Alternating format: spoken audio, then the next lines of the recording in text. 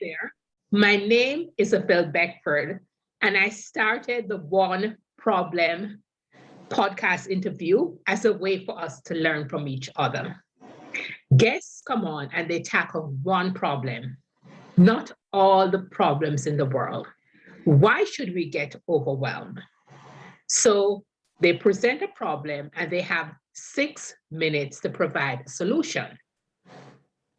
Most of my guests so far have had a prior relationship with them.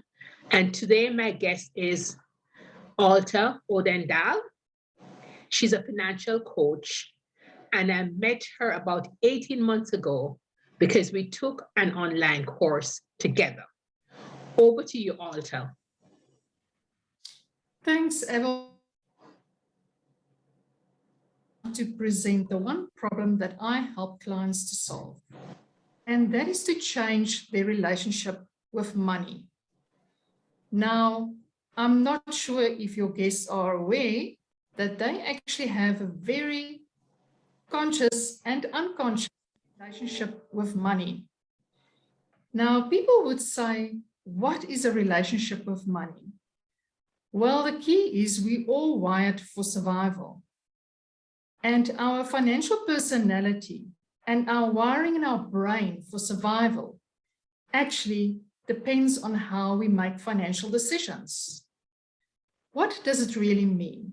Well, I've worked with clients over the years. As a certified financial planner, I had all the knowledge in the world, but I did not understand my own personality and how I'm wired for survival. So here I am, the logic side of the brain, and I had all the financial knowledge, but the emotional side was actually making the decisions. And the emotional side for me is money means security. So my wiring is really for security. I actually secrete feel-good hormones if I save money. But the opposite is also true. We get other clients that actually have feel-good hormones when they spend money, and normally opposites attract. So what is the anxiety that's created in your brain for your own survival if you have to deal with money? Now, in order to change your relationship with money, you also need to change your relationship with self. What does it mean to change your relationship with self? It means that you actually understand your own limiting beliefs about money, how your brain is wired for scarcity and survival, and how you can actually move to abundance. The reason why we need to move to abundance is because if we're stuck in scarcity mode, we always think in our own limitations. We live in an abundant world, but we don't always think that way. We all different individuals on planet Earth. And I bet you, sometimes you get triggered when something happens around you, maybe in your close relationships, and you would ask yourself, why do I get triggered? Well, any triggers that you're facing is unhealed wounds in your subconscious mind.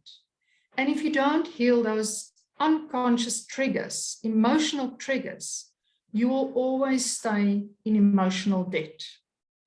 I help you move from emotional debt to emotional wealth. But it is a challenging process because what you need to do is you need to face your biggest fears in life. And you need to change your perspective in order to change your relationship with money. Now, all of us have got subconscious fears. We all got subconscious beliefs that's driving our money behaviors. I love to work with women, and most women is not the financial leaders of their own lives. They leave it to somebody else. And then we call them sometimes codependents. And what happens if there's a divorce or anything in a relationship? Women, for the first time, need to take financial leadership of their own lives.